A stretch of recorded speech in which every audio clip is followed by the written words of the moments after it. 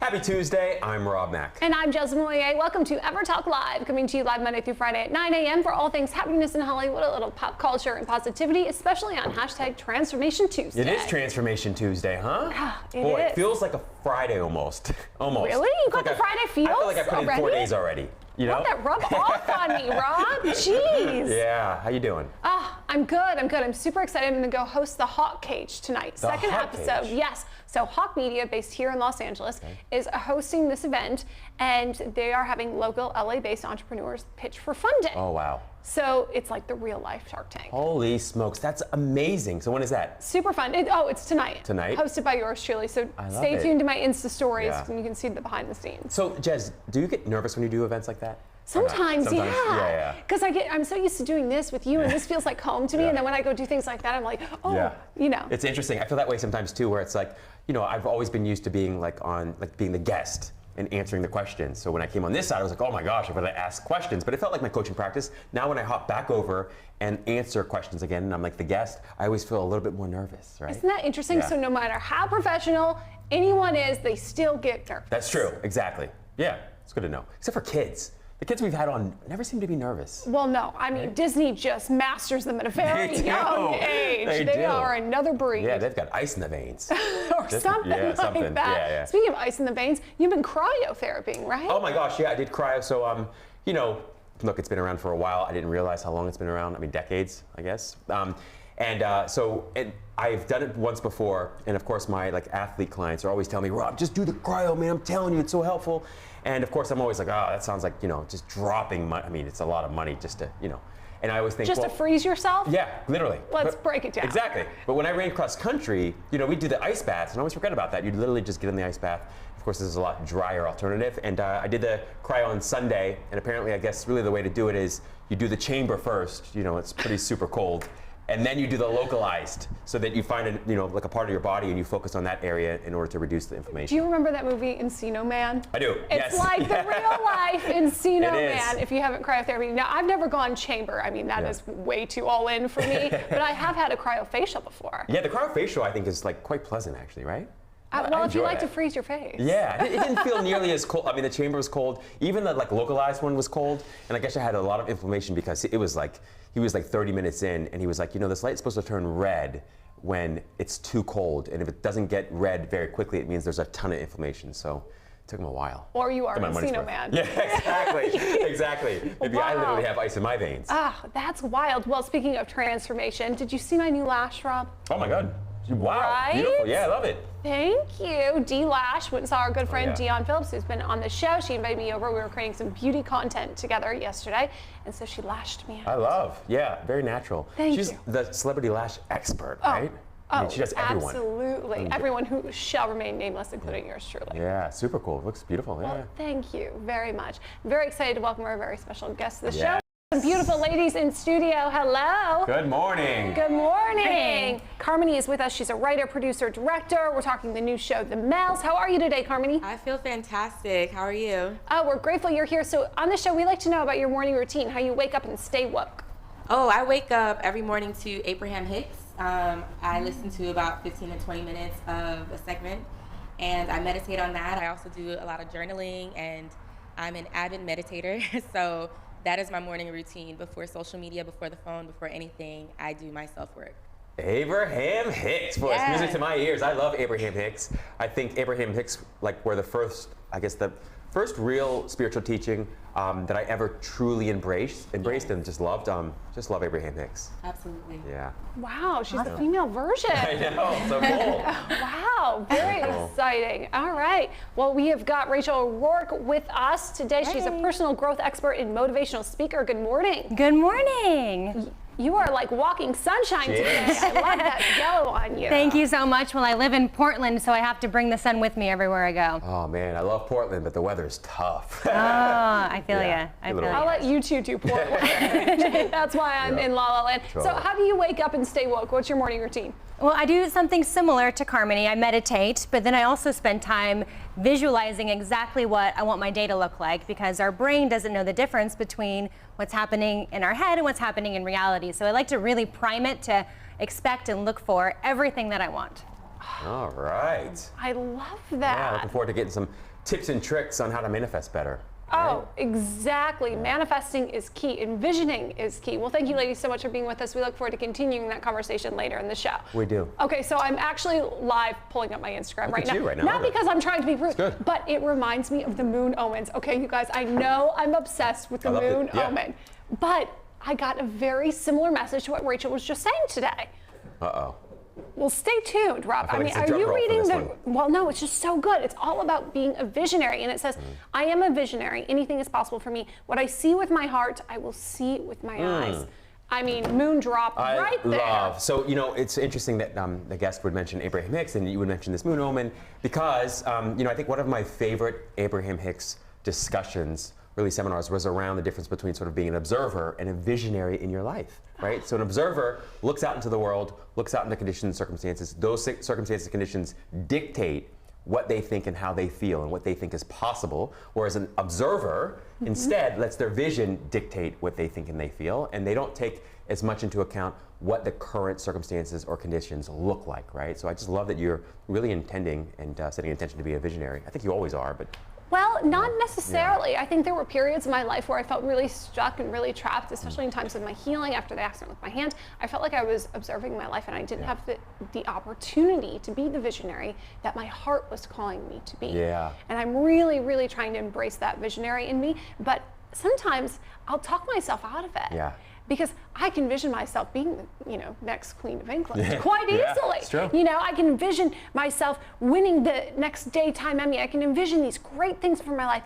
And then that little mean girl will say, who do you think you are visioning like that? The little plastics in your head. Exactly. Movie, How rude. I'm over here just trying to be a visionary with my heart and manifest big things on a Tuesday. Yeah. That's why, you know, you bring up a great point, Jez, and I've thought about this particular theme and topic a lot in my life. Like, how much do I need to visualize in order to make things happen, and how much can I just sort of rest and relax and take the action that's necessary? And, you know, I would say that first, one thing I've discovered is that it's easier to visualize effectively and manifest sort of efficaciously if you can clear your mind of the static that's already there. I think sometimes the people that have the greatest difficulty like imagining things or visualizing things tend to be the most analytical or logical or rational. There's like a certain amount of crazy that's required, I think, to see beyond your circumstances and conditions so that you can manifest things. And that crazy, that little bit of crazy is so healthy. Yeah, but you know, I've been in relationships with people who have guilted me for that and saying, you know, why are you thinking like that? That's not you. You're not the Joneses. Don't be so bougie. Yeah. And I'm like, but it is me, and that is what that is what I want, and that's okay. Yeah, absolutely. I mean, I listened to this, you know, last time I was on Access, or the time before, Mel Robbins was there. And, you know, she's got like one of the most popular TED Talks of all time. And she was basically talking about the ways in which we censor our desires and censor our dreams for other people or based on what we think is possible or reasonable. What is that about? It's so sad. Yeah, it is. I mean, I think that's why I love spending time, so much time with kids. They don't do that as much, right? Like they'll literally sit there and say, hey, let's have tea right now. And you're like, where's the cup? And there's no cup and there's no tea, but the kid is in it.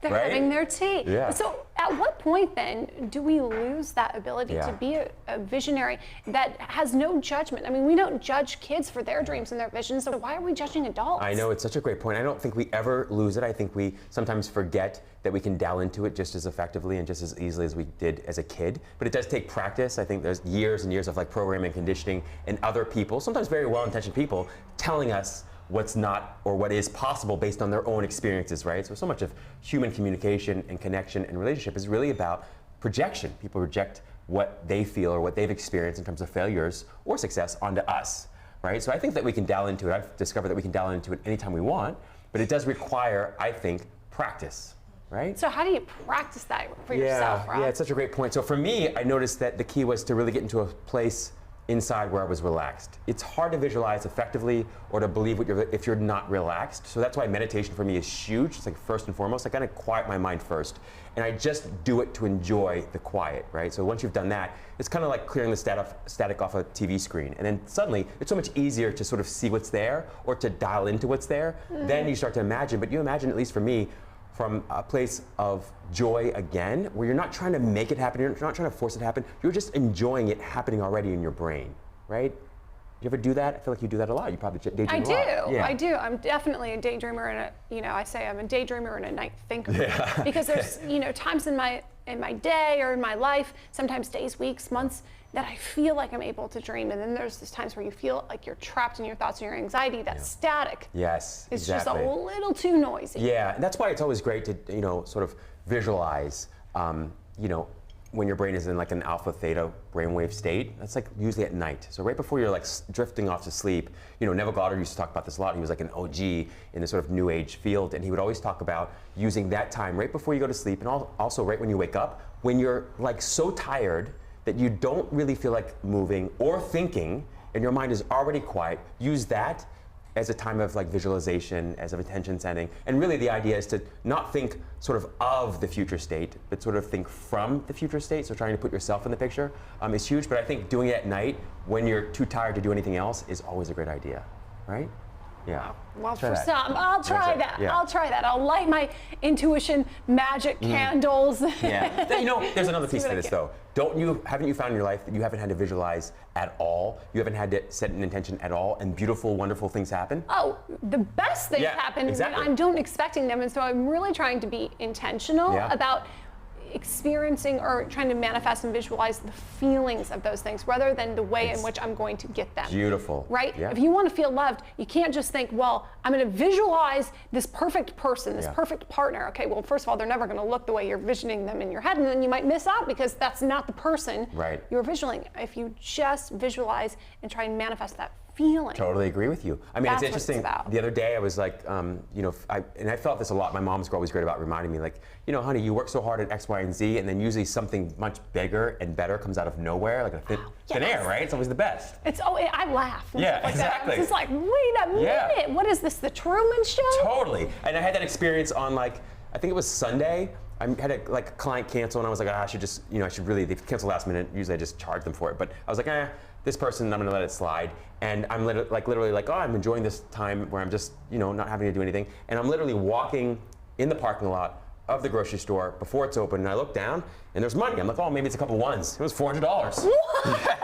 Yeah, and I was like, that's the beauty of not setting an intention and just enjoying the moment. Which grocery store are you going to? It wasn't even Bristol. It wasn't even Bristol. It wasn't, Erewhon. It was Vaughn's. Oh, that is so good, though. I mean, gifts from the universe like that, how fun is that? Yeah, it's amazing. Exactly. And all the best things in my life have happened that way. And if you think about it, look, I've never set an intention really to breathe and enjoy my breathing, and I've done that recently, or for the Earth to continue in its orbit and continue rotating and the sun to continue shining. I've never had to think about that, never had to pray for that, never had to visualize that, and yet it happens all the time, right? It happens forever. It's always been happening. So I love the idea of both setting intentions, yes, if it feels right, but also like relaxing and resting in this thing I call God within or life within or source within, and letting that sort of manifest for me and through me.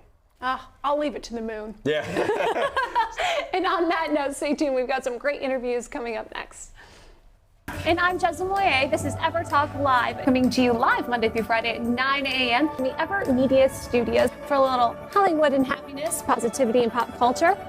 On Apple TV and Roku via the EverTalk app, and of course streaming live on all socials. I've got so much love in my life, and then I get to do this with you every single day. I mean, it's incredible. If you have a dream, do not let anything stop you. You can have all the money or all the success in the world, but if you don't have peace, it's all worthless, really, right? Happiness from the inside out. Please be sure, if you haven't read this book, Sweet. you've got to. I important to love remember. what we do. I do too, Jess. Miracles. I'd like just my life to be an example that miracles exist. I am just so grateful that we get to be a part of this journey together, Rob, whether it's 4 a.m. texting up peanut butter and jellies or coming to you live Monday through Friday every 9 a.m. You know when you're going to see that, Eddie? Yes. When we're holding it in our own hands, that's Rob, right. for best digital daytime talk show. What makes people lucky, like actually lucky, is that they believe they're lucky. Thank you for being my mentor, Rob. Likewise. He didn't even know it. True. I'm out all the time. I'm everywhere. I'm drinking my wine. I'm doing the show. I'm stepping and repeating. I'm some kind of red carpet. I had a little too much. I was like, one drink Jeslin. One drink Jeslin. 2 tequila Jeslin. 2 tequila Jeslin. One drink Jazz. Is this one drink Jeslin? I hope you're proud, Rob. I'm very reading proud a of you, book. actually. I don't know how you have the hair is killing it today. Oh, thank Are you you. feeling- Clearly, we have no fun around here. It's a thing. Thought of the day: light, love, and magic. Oh, I do it fun. It was wild. Absolutely. Oh my God, do you know we're still on live, Rob? Right now. You gotta be kidding. Talking to my angels. That's hilarious. That's-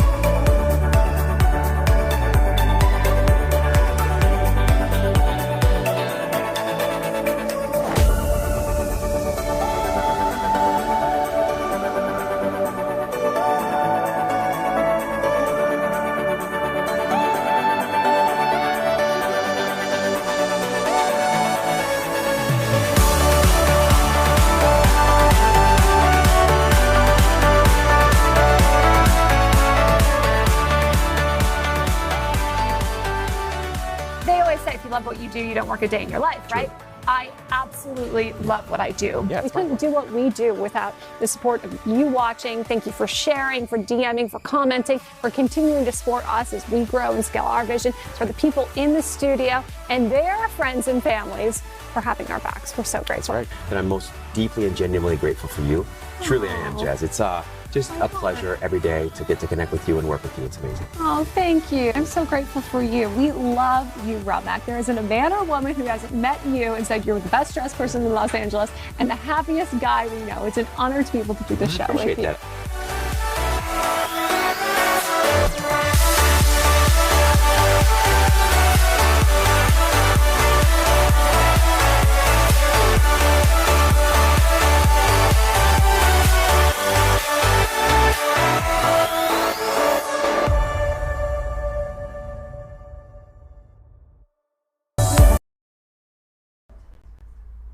Welcome back to EverTalk Live. Do you want a life you are obsessed with? I do. I do too. Yeah.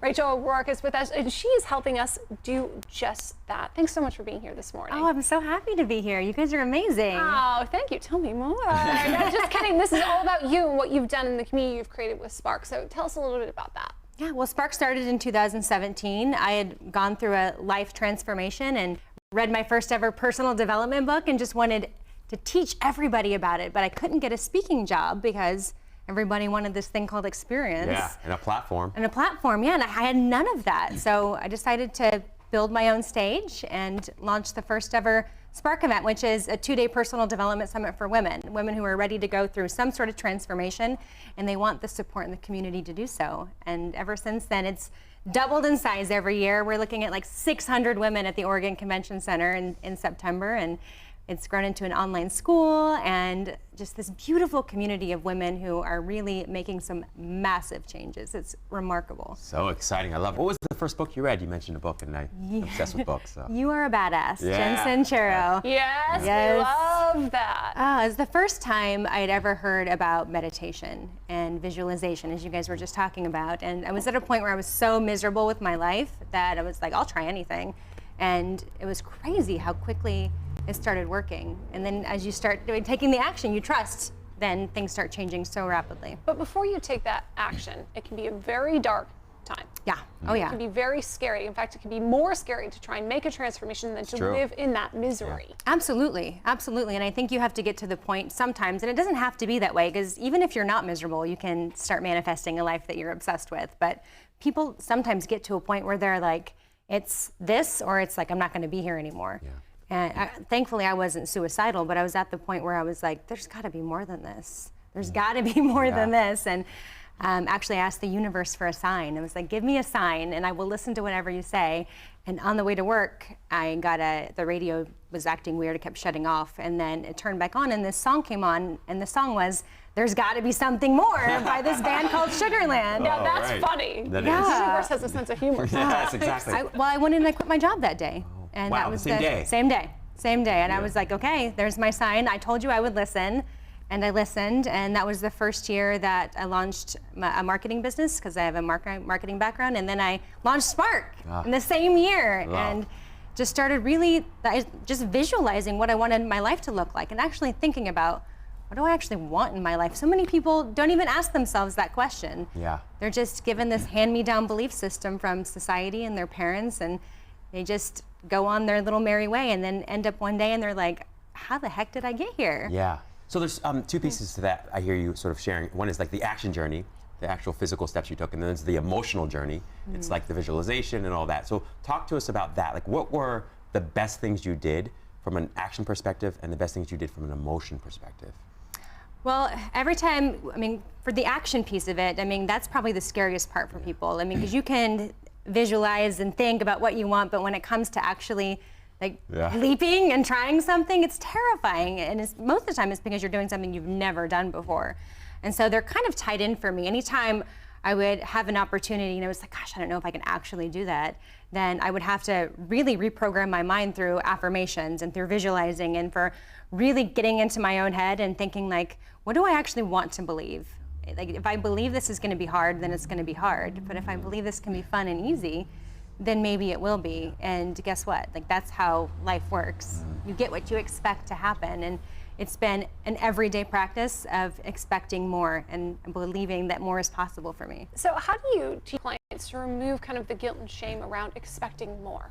Because it's so important to be grateful for what you have and live in gratitude, but it's okay to still be in that place and want more. Absolutely. Well, I think a lot of it is just recognizing where that came from. Where did your beliefs about what your worthiness comes around? And so much of it goes back to your childhood and what your parents had and how you were brought up and what you saw on TV, the content that you consumed. I mean, I remember watching Full House and thinking like, I wish I had a life like that. I was raised by a single mom and we struggled.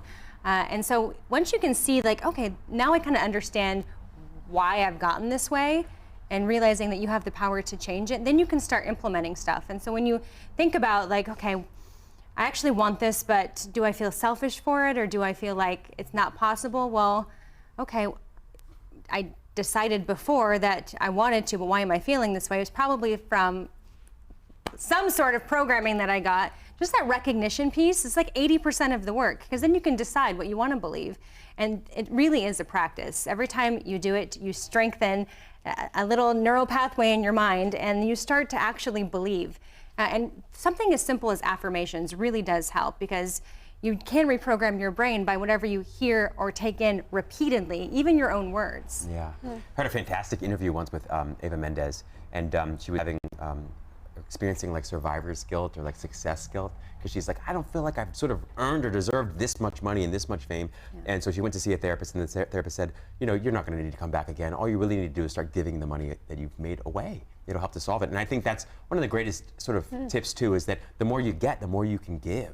It's so true. And you're doing that with Spark. Yes, I had the hardest time with that, because all of a sudden I was making more money than I ever thought was possible, and it became, I started to feel really selfish. But it's not about me. When you earn, like when you have money and you want to be able to do like big changes in the world, then you can think about it as a way of like, okay, I can serve more now. Right. And every time I start to feel that way, and I'm like, stop making it about yourself, Rachel. Because there's so, my money is just energy, and I want to have a lot of really positive energy out into the world. So I'm going to infuse my money with positivity and make a difference with it. I love that. That's why it's called currency, right? Exactly. Yeah, Yes. Whoa. Yeah. I never heard that. I like it. The best expressions, Jen. What's next for you? Well, we're gearing up for the big Spark Portland September Summit. Early bird tickets end on Saturday, so make sure you hop on if you want to get a really good price on it. And it takes so much to put on a conference of this magnitude, but it really is life-changing, and we're just growing the community the other 363 days of the year, because women really need the support, and men do too, but we focus primarily on women, because right now is a really big time in the country and the world for women who are really wanting to step up and grow into leadership positions, or just really be happy for the first time in a long time. Absolutely. Just love that. So where can people buy the tickets and find you online? We are spark.us. Everything is on there. Yeah. Thank you. Thank you so much for having me. We appreciate the spark you've created in our community. Thank you. Stay tuned. We'll be back with more at EverTalk Live.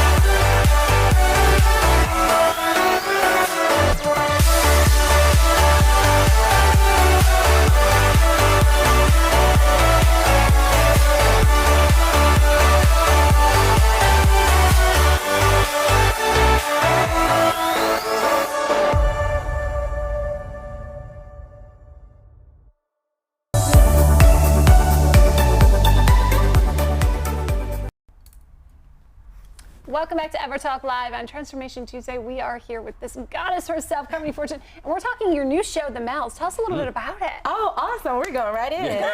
Okay, so The Mel's is my baby. I wrote, directed, and produced this series. It's in development. It's about 3 beautiful brown-skinned girls from different upbringings who meet on the first day of high school, and they journey together. And we get to watch their home lives, their school lives, and the making of Black girl magic. Wow, amazing. I love that. So how much of this is based on your real life?